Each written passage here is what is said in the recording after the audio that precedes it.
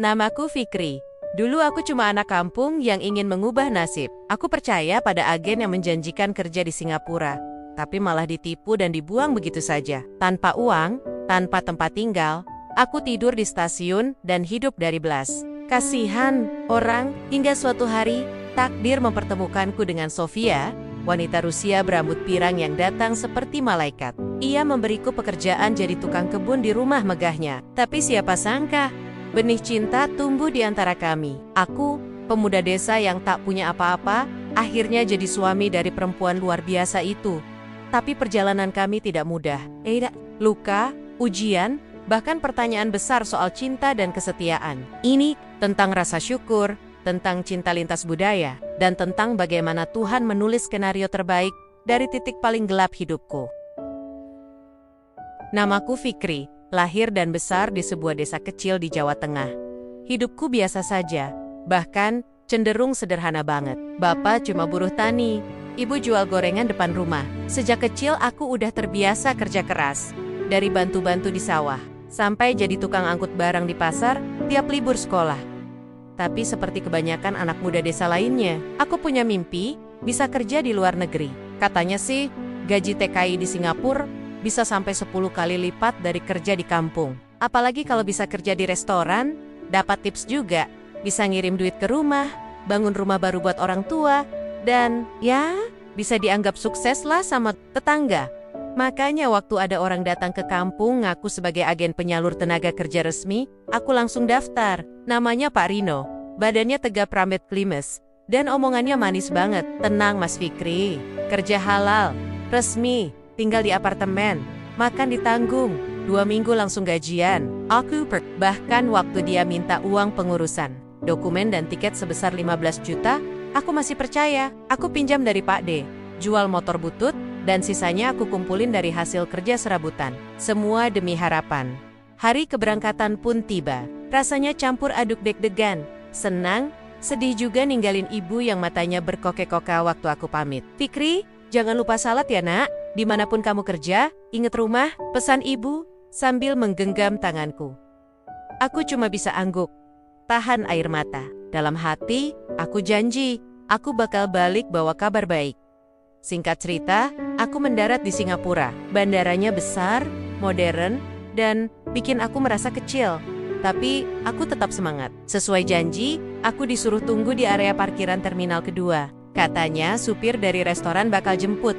1 jam aku tunggu, 2 jam, 3 jam, nggak ada siapa-siapa. Aku coba telepon Pak Rino, nomornya mati. Chat WhatsApp centang 1. Aku mulai panik. Jangan-jangan, keringat dingin mulai ngucur. Aku baru sadar, aku ditipu. Semalaman aku duduk di emperan parkiran. Bawaanku cuma 1 tas ransel isi baju, dompet sisa $20 Singapura, dan selembar fotokopi, paspor. Nggak ada tempat tujuan, nggak ada siapapun yang bisa kutemui. Aku nggak bisa bahasa Inggris, apalagi Mandarin. Keesokan harinya, aku jalan kaki nyari tempat murah buat numpang nginep. Tapi di sini, bahkan tempat paling murah pun nggak bakal nerima orang tanpa identitas resmi. Akhirnya aku jalan terus, tanpa arah, kaki pegal, perut lapar. Tapi aku masih tahan. Yang paling berat tuh, rasa malu. Malu karena aku gagal, dan nggak berani kasih kabar ke rumah. Malamnya aku tidur di stasiun MRT, bangku besi panjang, angin malam dingin, dan suara-suara orang lalu lalang yang gak aku mengerti. Sambil memeluk ranselku, aku merem, tapi pikiranku kacau, Gugal total bayangan wajah ibu, terus muncul di kepala. Gimana nanti kalau aku pulang? Pasti semua orang bakal ngetawain. Fikri cuma bisa ngerepotin orang tua, begitu mungkin kata mereka. Besok paginya, aku cari kerja kasar, apa aja. Cuci piring, angkut barang, tapi semua tempat minta dokumen resmi. Tanpa visa kerja, aku nggak bisa ngapa-ngapain. Sialnya lagi, ada petugas imigrasi yang kadang patroli di tempat umum. Aku harus ngumpet, pura-pura jadi turis nyasar, kadang baca koran bekas, cuma biar kelihatan kayak orang punya tujuan. Hari berganti hari, makanan makin sulit didapat. Aku mulai makan roti, sisa dari tong sampah. Ada kalanya dapat minuman soda yang udah kedaluarsa, tapi masih bisa diminum. Aku nggak punya pilihan, tapi anehnya, aku nggak nyerah. Setiap malam, Aku lihat langit meski kuma dari sela-sela atap stasiun. Aku berdoa, minta satu hal aja. Tolong Tuhan, kasih aku satu jalan. Dan ternyata, jawabannya datang. Dengan cara yang gak pernah kubayangin. Suatu malam, saat hujan turun deras dan tubuhku menggigil karena demam, aku duduk bersandar di tiang lampu stasiun. Badanku lemas. Pandanganku kabur. Aku udah hampir pasrah, udah siap kalau malam itu jadi malam terakhirku. Tiba-tiba, seseorang berdiri di hadapanku. Seorang wanita, tinggi, berambut pirang, wajahnya cantik, matanya bening seperti kristal. Jas hujan tipis membalut tubuhnya, dan dia menatapku dengan ekspresi prihatin. "Are you okay?" Aku nggak tahu harus jawab apa. Aku cuma bisa menggeleng pelan. Lalu dia jongkok, buka tasnya, dan ngeluarin botol air, roti, dan jaket. Dia kasih semuanya ke aku. "Come with me." Aku nggak tahu siapa dia. Aku bahkan nggak bisa bicara. Tapi saat itu, satu hal yang pasti, Tuhan mendengar doaku. Dan malam itu, langkah kecilku menuju hidup baru pun dimulai. Namanya Sofia. Itu pertama kali ku dengar waktu kami sampai di rumahnya malam itu. Tapi saat pertama kali dia bilang, "My name is Sofia," aku malah enggong-gonggok kayak ayam kampus. Bukan karena ngerti, tapi karena nggak tahu harus jawab apa. Jadi malam itu dia bawa aku naik taksi dari stasiun. Hujan masih deras dan aku menggigil dalam diam. Jaket yang dia pinjamkan lumayan hangat, dan roti isi keju yang tadi dia kasih udah habis aku makan dalam 2 gigitan. Perutku akhirnya bisa istirahat dari demo. Taksi berhenti di sebuah kawasan yang, maaf kalau aku lebay, tapi ini kayak mimpi. Rumah-rumahnya gede-gede, gerbangnya tinggi, taman depan terawat rapi. Begitu kami sampai di depan sebuah rumah dengan pagar besi hitam yang otomatis terbuka, aku sempat berpikir, ini rumah beneran atau hotel? Rumahnya 2 lantai, bergaya Eropa klasik, dindingnya putih bersih, jendelanya besar-besar. Begitu masuk, aku langsung ngerasa seperti bukan siapa-siapa. Lantainya mengilap, aroma sabun mahal tercium samar-samar, dan suara langkah Sofia di marmer terdengar nyaring. "Ayo, duduk di sini," katanya sambil menepuk sofa empuk di ruang tamu. Aku ragu, duduk di sofa itu kayak dosa. Badanku masih bau jalanan, bajuku kumal, tapi Sofia malah narik tanganku pelan dan memaksaku duduk. Setelah itu, dia masuk ke dapur. Aku celingukan. Di pojok ada rak buku penuh novel. Di sisi lain ada piano hitam, besar. Di dinding tergantung foto-foto Sofia bersama keluarga. Mungkin ayah ibunya. Dan seekor anjing besar berbulu coklat. Aku belum tahu namanya waktu itu. Tak lama, Sofia keluar bawa semangkuk sup hangat dan secangkir teh. "Eat," katanya, sambil menyodorkan mangkuk ke pangkuanku. Aku cuma bisa bilang, "Terima kasih." Dia tersenyum. "Kamu orang Indonesia?" Aku langsung angguk semangat. "Ah, I love Indonesia," katanya. "I used to go to Bali and Lombok, beautiful." Aku nggak tahu mau jawab apa. Jadi, aku senyum aja sambil menahan haru. Mungkin ini pertama kalinya dalam seminggu terakhir, aku ngerasa diperlakukan sebagai manusia. Setelah makan, dia mengajakku ke kamar tamu. Kamarnya sederhana, tapi bersih dan hangat. Ada tempat tidur kecil, lemari, meja, dan kipas langit-langit yang berputar pelan. "Kamu, istirahat dulu ya, besok kita bicara lagi," ucapnya sambil mengulurkan handuk bersih dan piyama. Aku ambil pelan-pelan, rasanya aneh, seperti mimpi. Kalau ini mimpi, tolong jangan bangunkan aku. Keesokan paginya, aku bangun dengan perasaan lega. Badanku masih lemas, tapi jauh lebih baik. Saat keluar kamar, aroma kopi menyambutku. Sofia duduk di meja makan, mengenakan daster putih, rambutnya dikuncir asal-asalin. "Morning," sapanya. "How are you?" Aku jawab seadanya. "Baik," dia tersenyum. "You want to work?" Aku terdiam beberapa detik, lalu cepat-cepat angguk. "Mau, saya mau kerja." Sofia tampak senang. "Good, garden, clean, help around the house." "Oke, jawabku mantap. Dia tertawa kecil. "Tenang saja, tidak susah. Saya ajari pelan-pelan. Yang penting kamu jujur, bersih, dan tidak kabur ya." Aku senyum malu. "Saya nggak kemana-mana, Mbak. Call me Sofia." "Mbak itu apa? Kayak Miss Nona?" Gitu. Dia tertawa lagi. "Lucu kamu." Mulai hari itu, aku kerja di rumah Sofia. Bersihkan taman, siram bunga, pangkas pohon, buang sampah, kadang bantu angkat belanjaan, atau pasang rak buku. Gajinya nggak besar, tapi dia kasih tempat tinggal dan makanan. Dan yang paling penting, dia kasih kepercayaan di hari ketiga. Aku baru kenalan sama penghuni lain rumah itu. Seekor anjing betina bernama Clara. Anjing besar berbulu coklat yang awalnya kukira bakal galak. Tapi ternyata Clara justru nurut sama aku. Mungkin karena aku orang pertama yang gak takut waktu dia mendekat. Wah, Clara suka kamu, komentar Sofia suatu sore.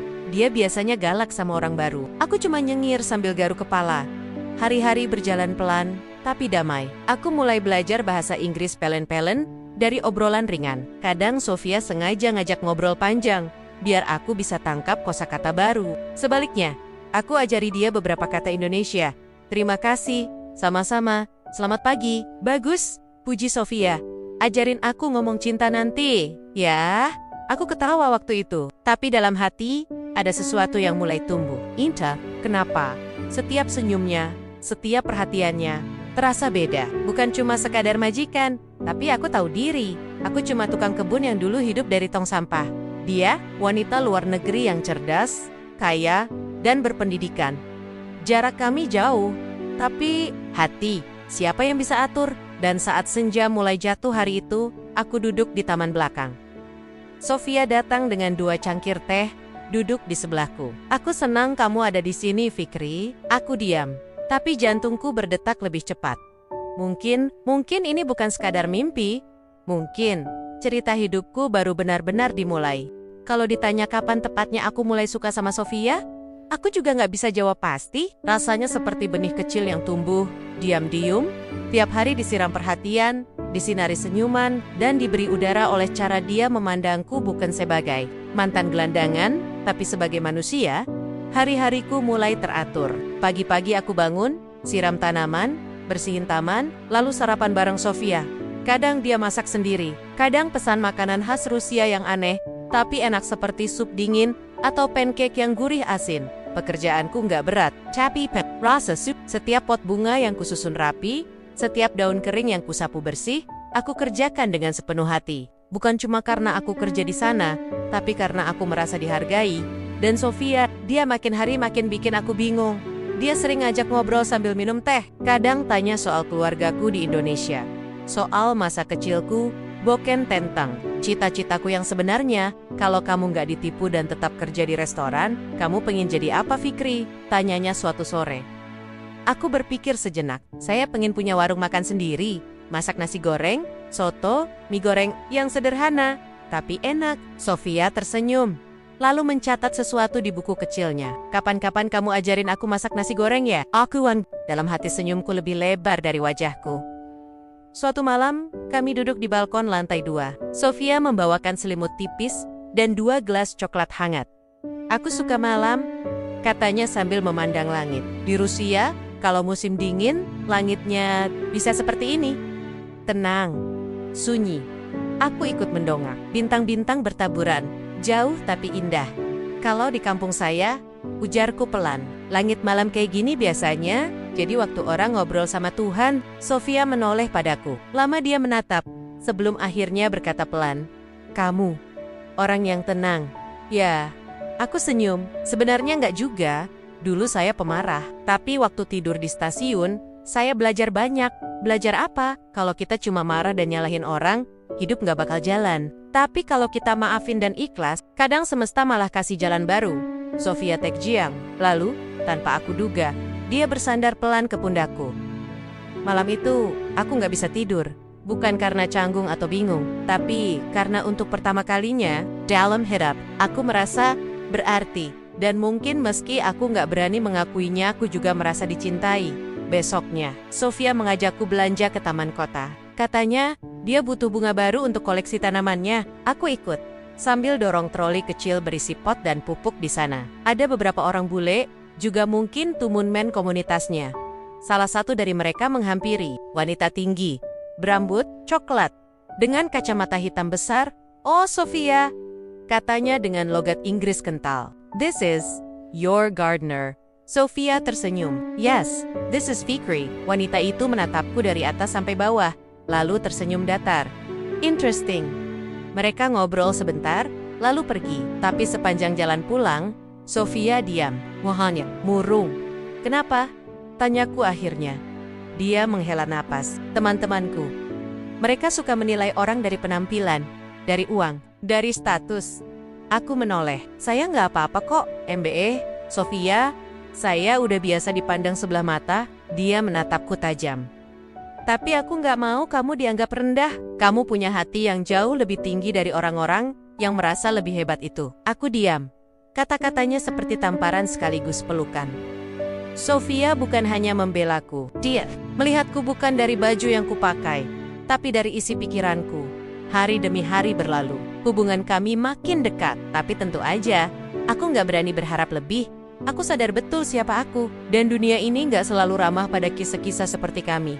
Tapi perasaan, mana bisa dikekang? Suatu pagi, saat aku sedang bersihin taman depan, Sofia datang dengan dress putih dan sandal kayu. Rambutnya dibiarkan terurai. Di tangannya ada 2 gelas jus jeruk dingin. Dia mendekat, menyodorkan satu padaku, dan duduk di atas batu taman. Aku mau bilang sesuatu, katanya sambil mengaduk es di gelasnya. Aku berhenti menyapu. Dia menatap mataku. Dalam. Aku nyaman sama kamu, Fikri. Bukan cuma karena kamu bantu aku, tapi karena kamu bikin aku merasa pulang. Aku terdiam. Jantungku berdetak lebih cepat dari biasanya. Aku tahu ini aneh. Lanjutnya. Tapi, kalau suatu hari aku jatuh cinta sama kamu bakal pergi? Aku ingin jawab. Tapi mulutku keluh. Karena mungkin aku juga sudah jatuh. Tapi aku juga tahu, cinta kami nggak bakal mudah. Dan di kejauhan, angin mulai berhembus kencang, pertanda bahwa badai akan datang. Aku nggak langsung jawab, waktu Sofia bilang dia nyaman sama aku. Bukannya nggak senang, justru sebaliknya. Tapi rasa senang itu bercampur dengan takut-takut kehilangan. Takut kecewakan, takut dunia yang kejam ini nggak kasih tempat untuk cinta. Seperti kami. Sejak hari itu, semuanya terasa berubah. Sofia jadi lebih sering ngajak ngobrol. Dia sering duduk di taman sambil baca buku. Dan kalau aku lewat, dia pasti nyuruh aku duduk sebentar aikat nimbrong. Kadang dia bawa 2 es krim. 1 buat dia, 1 buatku. Kadang dia tanya hal-hal yang bikin jantungku deg-degan. Kalau aku pindah ke Indonesia, kamu kira aku cocok tinggal di desa? Aku senyum. Cocok sih cocok. Tapi siap-siap kaget. Listrik sering mati, sinyal hilang-hilang, dan tiap pagi dibangunin ayam. Dia tertawa keras, tertawanya lepas, kayak anak kecil yang baru diajarin main ayunan. Dan setiap kali dia tertawa seperti itu, aku nggak bisa bohong, aku pengen terus dengar suara itu. Aku pengen jadi alasan dibalik senyumnya. Tapi hidup nggak pernah semulus itu kan? Hari itu, Sofia ngajak aku ke acara makan malam temannya. Katanya, teman dekat dari Rusia datang ke Singapura. Dan dia mau kenalin aku. Kenalin dalam arti, sebagai apa? Tanyaku ragu. Sofia menatapku dengan lembut. Sebagai orang penting dalam hidupku. Aku gugup, tapi dia bilang santai aja. Dia beliin aku kemeja baru, celana bahan, bahkan nyuruh aku potong rambut di salon. Aku merasa canggung, tapi dalam hati, aku juga senang. Aku belum pernah diajak ke acara seperti ini. Apalagi oleh wanita secantik dan sekaya Sofia. Kami tiba di sebuah restoran mahal. Meja-mejanya rapi, pelayan berseragam, musik klasik pelan mengalun. Aku keringat dingin. Padahal ruangan berat C, di meja bulat itu, duduk 3 orang. 2 wanita, 1 pria. Wajah mereka bule semua. Bahasa mereka juga campur Inggris dan Rusia. Fikri, kata Sofia sambil menggenggam tanganku di atas meja. Mereka senyum, tapi senyum yang gak sepenuhnya ramah. Lebih mirip senyum sopan dari orang yang sedang menilai. Oh, kata salah satu wanita dengan logat tajam. So, you're the gardener. Aku hanya senyum, mencoba tetap sopan. Oh, come on, Sofia, kata pria di sebelahnya. You're always like this. Picking strays. Aku nggak ngerti sepenuhnya, tapi dari nada dan ekspresi wajah mereka, aku tahu mereka nggak suka aku. Makan malam itu terasa panjang. Aku lebih banyak diam. Sofia beberapa kali melirikku, mencoba menyemangati. Tapi aku tahu dia juga tertekan. Setelah acara selesai, kami jalan kaki pulang. Sofia menggenggam tanganku erat, tapi aku bisa ngerasain tangannya sedikit dingin. Diam-diam aku bertanya dalam hati. Apakah dia juga mulai ragu? Besok paginya, Aku kerja seperti biasa, tapi hatiku penuh suara-suara asing. Suara dari makan malam kemarin, suara ejekan halus, suara keraguan, dan suara dari dalam diriku sendiri. Kamu cuma tukang kebun. Kamu bukan siapa-siapa. Kamu cuma numpang hidup di rumah orang. Aku coba tepis suara-suara itu, tapi sulit. Apalagi saat aku dengar Sofia berdebat di telepon, suaranya meninggi, bahasa Inggrisnya cepat. Dan meski aku nggak ngerti semua, aku tahu topiknya tentang aku. Setelah telepon itu, dia duduk di teras, wajahnya murung. Aku bawa teh hangat buat dia, tapi dia hanya menatap kosong ke kejauhan. Sofia, kamu kenapa? Dia nggak jawab, hanya menggeleng pelan. Tapi dari matanya, aku bisa lihat. Dia capek, aku duduk di sampingnya. Lama kami diam, lalu aku bicara pelan. Hampir seperti bisikan. Kalau kamu lelah, kamu bisa bilang, aku ngerti. Sofia menoleh, matanya berkaca-kaca. Fikri, bukan kamu yang bikin aku lelah, tapi dunia di sekitar kita. Mereka nggak lihat apa yang aku lihat, mereka cuma lihat kamu dari bajumu, dari pekerjaanmu, dari warna kulitmu. Aku tersenyum pahit. Karena itu aku nggak pantas kan? Dia menggeleng cepat.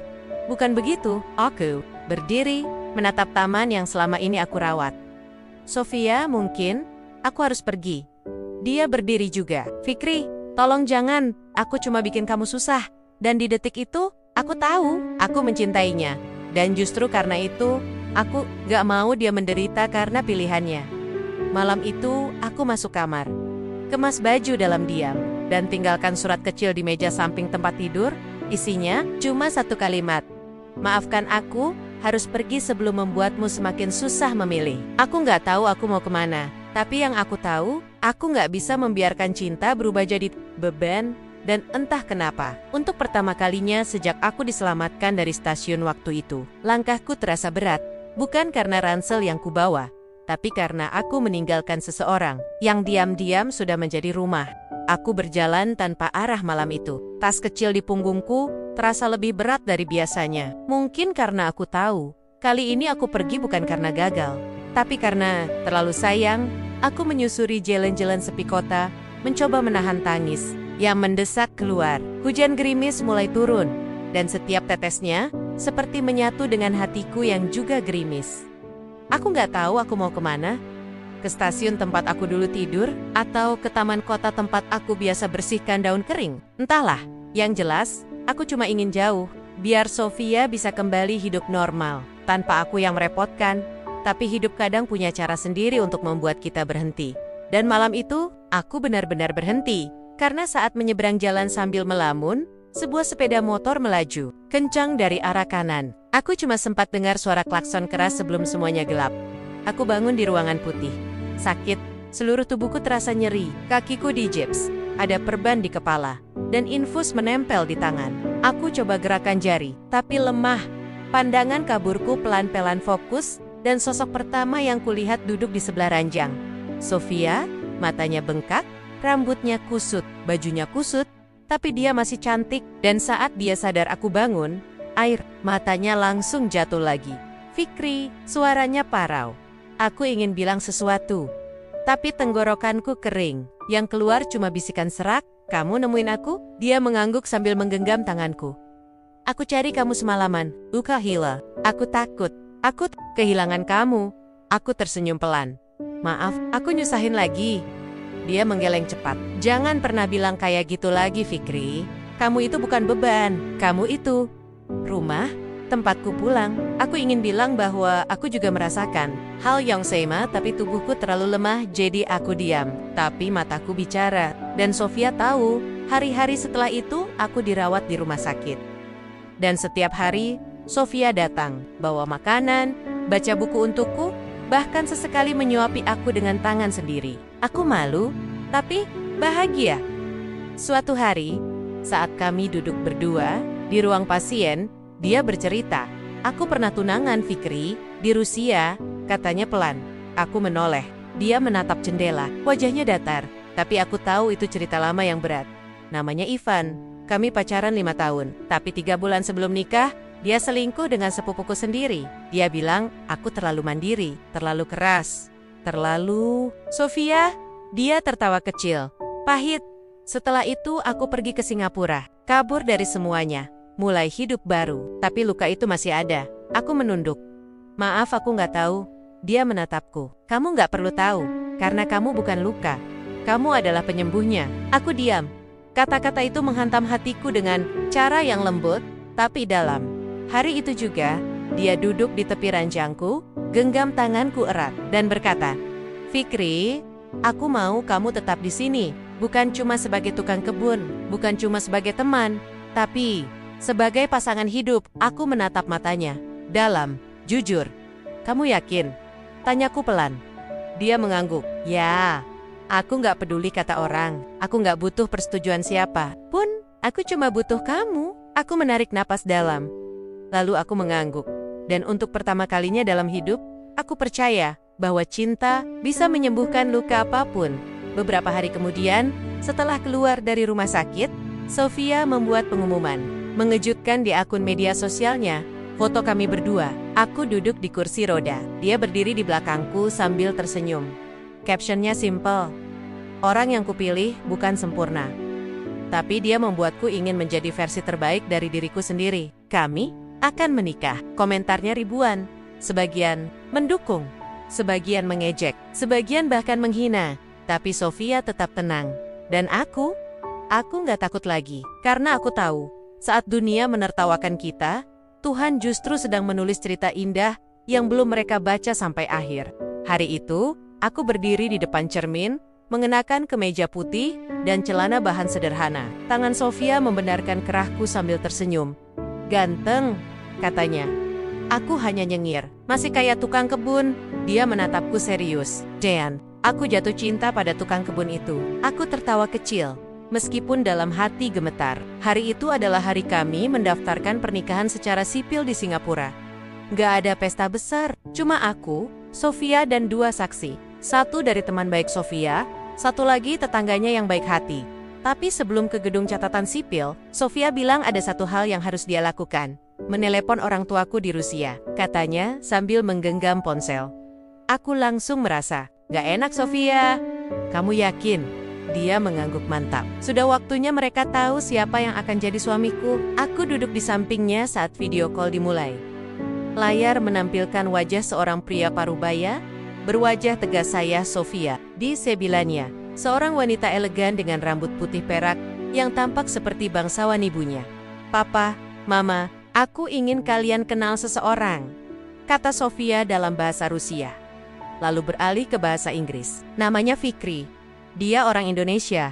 Dia calon suamiku.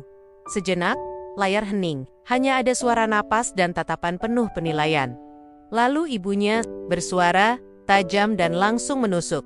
Are you insane? Sofia tetap tenang. No, I'm in love. Ayahnya menggeleng. You have everything, Sofia, wealth, beauty, education. Why would you waste it all on him? Aku tertunduk. Rasanya seperti ditelanjangi di depan umum. Tapi, aku tahan, aku harus tahan. Aku nggak minta restu kalian kalau itu berarti harus meninggalkan Fikri, kata Sofia mantap. Ibunya menatap Sofia seolah melihat orang asing. This is not love, this is rebellion. Aku nggak butuh persetujuan kalian untuk bahagia. Lalu Sofia mematikan video call itu. Dan seketika ruangan hening. Aku memegang tangannya. Sofia, aku nggak ingin kamu kehilangan keluargamu gara-gara aku. Dia menoleh. Matanya berkaca-kaca, tapi senyumnya kuat. Fikri, kalau kehilangan mereka adalah harga untuk punya kamu, aku rela. Kami menikah sore itu, tanpa pesta. Hanya sebuah janji. 2 tangan yang saling menggenggam, dan 2 hati yang tahu betapa kerasnya perjuangan sampai di titik itu. Sofia mengenakan dress putih sederhana, yang dia jahit sendiri seminggu sebelumnya. Aku mengenakan batik yang dulu dibawa ibu, waktu aku berangkat ke Singapura satu-satunya. Kenangan dari rumah yang masih kupunya. Di akhir upacara, kami saling menatap. Dan saat penghulu mengucap kata terakhir, aku tahu, untuk pertama kalinya, dalam hidup, aku tidak merasa kekurangan. Aku tidak miskin. Aku tidak hina. Aku dicintai dan mencintai.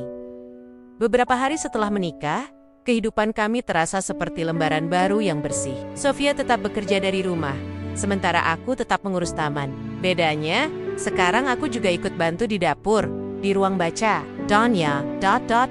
Di kamar utama, malam-malam kami penuh obrolan ringan dan tawa. Kadang kami bicara soal masa depan, kadang soal anak-anak, kadang soal masa lalu yang menyakitkan yang kini terasa jauh karena kami punya satu sama lain. Tapi tentu saja, dunia luar belum berhenti bicara. Artikel gosip di media sosial menyebar. Wanita Rusia kaya nikahi tukang kebun muslim, ada yang menyebutku penipu dari Asia Tenggara. Ada yang bilang, aku cuma cari harta. Ada yang menghina latar belakangku tanpa pernah tahu siapa aku sebenarnya. Dan parahnya, keluarga Sofia memblokir semua kontak dengannya. Mereka bahkan mengirim pengacara untuk mengurus pemutusan akses warisan. Sofia hanya bilang, biarkan, aku nggak butuh uang mereka untuk membangun hidup denganmu. Aku bingung. Tapi, bagaimana nanti? Dia mencium keningku. Kita, Aiken, mulai dari taman ini, dari rumah ini, dari cinta yang tidak butuh persetujuan siapapun. Aku peluk dia lama malam itu. Rasanya seperti memeluk rumah, meski seluruh dunia sedang berusaha menggusur kami. Beberapa minggu kemudian, hujan turun di sore hari. Aku dan Sofia duduk di teras, memandangi taniman-taniman yang basah disiram langit. Dia menoleh dan bertanya, pelan, kalau nanti kita punya anak, kamu mau kasih nama apa? Aku berpikir sebentar, lalu menjawab, kalau laki-laki, Rizky, karena dia rezeki dari Tuhan. Kalau perempuan, Alina, karena dia terang di tengah gelapnya dunia. Sofia tersenyum sambil menatap langit. Dan di detik itu, aku tahu, kami mungkin sudah kehilangan banyak hal, tapi kami tidak kehilangan harapan. Dan selama masih ada harapan, cinta ini akan terus hidup. Harriet, Sofia muntah peci-paji setelah sarapan nasi goreng buatanku. Awalnya aku pikir dia cuma masuk angin, atau perutnya nggak cocok sama cabai. Tapi pas aku godene, kamu nggak suka masakan aku ya? Dia malah senyum sambil nunjuk perutnya. Pelan. Aku nggak cuma makan untuk satu orang sekarang, katanya. Butuh beberapa detik sampai otakku nyambung. Kamu? Hamil? Dia mengangguk. Matanya berbinar. Aku kaku, nggak tahu harus senang, bingung, atau takut. Lalu pelan-pelan aku mendekat, meletakkan telapak tanganku di perutnya, yang masih datar. Kita bakal punya anak, bisikku. Dan tiba-tiba, air mataku jatuh. Hari-hari setelah kabar itu berjalan cepat. Sofia ke dokter kandungan. Aku ikut nemenin, melihat layar USG pertama kali, mendengar detak jantung kecil itu. Rasanya seperti dengar simfoni surga, tapi di balik semua kebahagiaan itu, ada rasa cemas yang dayam-daya muncul dalam diriku. Aku mulai sering melamun di taman belakang, duduk lama di depan kolam kecil, memandangi pantulan wajahku sendiri. Apa aku siap jadi ayah? Aku cuma lulusan SMA, bekas gelandangan. Bahasa Inggrisku masih berantakan. Pekerjaan tetapku cuma sebagai tukang kebun di rumah sendiri. Dance, aku harus jadi panutan bagi manusia kecil yang akan lahir. Suatu malam, saat Sofia sedang tertidur, aku buka galeri ponselku, yang isinya cuma beberapa foto, mayoritas foto dia, dan satu video pendek saat dia tertawa keras karena aku masak tempe gosong. Aku lihat wajahnya, perutnya mulai membesar, dan tetap aku jadi takut kalau nanti anak kami malu punya ayah seperti aku. Beberapa hari kemudian, aku bicara sama Sofia. Kami duduk di dapur, aku pegang cangkir teh yang udah dingin dan berkata, Sofia, aku pengen kerja di luar. Dia menoleh. Kerja apa maksudmu? Kerja beneran? Di luar Rama nambah pengalaman, nambah uang juga, biar aku bisa lebih pantas. Sofia diam sejenak. Kamu pikir selama ini kamu nggak pantas? Aku tertunduk. Aku cuma takut jadi ayah yang nggak cukup. Dia menggenggam tanganku. Fikri, anak ini nggak butuh ayah yang kaya. Dia butuh ayah yang ada, yang sayang, yang ngajarin nilai hidup, dan kamu lebih dari cukup. Aku terdiam, tapi kata-katanya seperti hujan di musim kemarau, pelan-pelan menenangkan api dalam dadaku. Dia mendekat, membisik, kalau kamu mau kerja, aku dukung. Tapi jangan pernah berpikir, kamu harus berubah, supaya karena kamu udah pantas. Bahkan sebelum aku jatuh cinta, bulan-bulan berjalan, perut Sofia makin membesar, dan hubungan kami makin kuat. Kami mulai menghias kamar bayi, beli perlengkapan satu persatu. Sofia belajar cara gendong bayi dari YouTube, sementara aku belajar pasang popok dari video. Lucu yang kadang malah bikin aku ngakak, kami juga kirim kabar ke kampung halamanku. Ibu nangis di telepon waktu tahu aku nikah dan bakal punya anak. Fikri, ibu bangga, katanya sambil terseduh. Dulu kamu berangkat miskin, tapi pulang bawa kebahagiaan. Kalimat itu menghantam keras ke dalam hatiku. Aku menangis diam-diam malam itu, karena untuk pertama kalinya, aku merasa pulang bukan cuma soal tempat tapi soal hati. Dan hatiku sudah ada di sini, bersama Sofia. Tiba-tiba, suatu malam, Sofia bangun dengan wajah cik. Dia pegang perutnya, lalu berkata dengan napas terputus-putus, "Fikri, airnya pecah." Panik, jangan ditanya. Aku ambil tas yang udah kami siapin, gendong dia ke mobil, nyetir, ngebut ke rumah sakit sambil komat kemet baca doa. Tangan kiriku menggenggam tangannya erat sepanjang jalan. Dia sakit, tapi masih sempat bilang, "Kamu nyetirnya seperti naik bajai." Aku nyengir, meskipun deg-degan setengah mati. Beberapa jam kemudian, tangis bayi terdengar, dan dunia berhenti sejenak. Aku masuk ke ruang bersalin, dan melihat makhluk kecil itu merah, keriput, tapi indah. Dokter menyerahkan bayi itu ke pelukan Sofia. "It's a girl," kata dokter. Sofia menangis sambil memeluk bayi itu. Lalu dia menoleh ke arahku dan berbisik pelan, "Namanya Alina." Aku duduk di sebelahnya, menyentuh tangan kecil bayi itu. Tangannya menggenggam jariku. Dan di saat itu, semua rasa takut, ragu, cemas, hilang. Karena ternyata, menjadi ayah bukan soal bisa apa, tapi soal ada. Dan aku akan selalu ada. Kalau kau tanya ke aku sekarang, apa itu bahagia, Fikri? Aku mungkin gak bisa jawab dalam bentuk teori, tapi aku bisa tunjukin. Bahagia itu bangun pagi-pagi dan mendengar tangisan anakku dari kamar sebelah. Bahagia itu lari-lari kecil ke dapur karena Alina putri pertama kami lagi ngacak-ngacak lemari bumbu. Bahagia itu melihat Sofia berdiri di teras rumah kecil kami sambil menyusui bayi kedua kami, Arkan, dengan rambut agak kekoken, tapi senyum tetap cantik seperti hari pertama aku bertemu dia di stasiun. Yah, kami sekarang sudah punya 2 anak, 2 manusia kecil yang tumbuh dari cinta yang dulu banyak orang anggap mustahil. Dan ya, kami pindah dari rumah megah itu. Sofia yang minta. "Aku pengen anak-anak kita tumbuh dengan tanah di kaki mereka, bukan karpet mewah," katanya waktu itu. Jadi, kami pindah ke pinggiran kota. Beli rumah sederhana dengan pekarangan luas. Aku bangun sendiri taman kecil di belakang. Sofia menanam stroberi dan cabai. Dan setiap pagi, kami sarapan bareng di teras, pakai piyama lusuh, tanpa harus jadi siapa-siapa. Cuma jadi kami. Hidup kami gak selalu mulus. Sofia sempat kena baby blues waktu Arkan lahir. Dia menangis tiap malam, merasa jadi ibu yang buruk.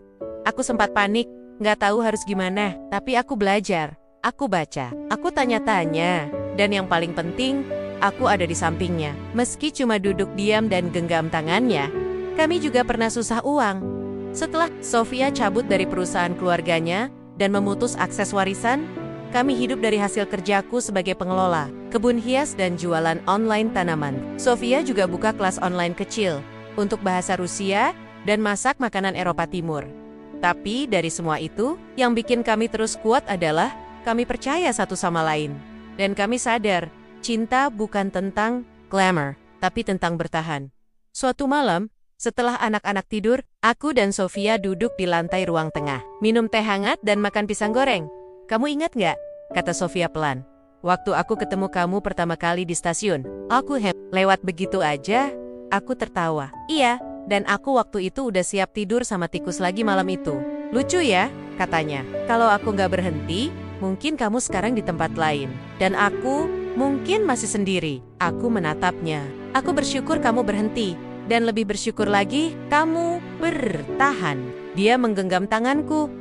"Terima kasih udah jadi rumah, Fikri," bisiknya. Aku menarik napas. Lalu berkata, "Dan kamu adalah pintu yang membawaku pulang." Malam itu, hujan turun pelan. Sofia tidur lebih dulu. Arkan di gendongannya, Alina meringkuk di sampingku. Aku pandangi mereka satu-satu. Dulu, aku cuma cowok, kampung yang nyari peruntungan di negeri orang, ditipu, jadi gelandangan, hidup di bawah jembatan dan tidur di bangku stasiun. Tapi sekarang, aku punya rumah, aku punya istri, aku punya 2 anak, dan aku punya hidup yang mungkin gak mewah, tapi lengkap. Karena pada akhirnya, rumah itu bukan soal tembok tinggi atau furnitur mahal. Rumah itu tempat di mana hatimu tenang, tempat di mana kamu diterima, meski dengan semua kekurangan. Dan rumahku adalah Sofia, adalah Alina, adalah Arkan, adalah senyum mereka setiap pagi. dan pelukan mereka setiap malam tamat.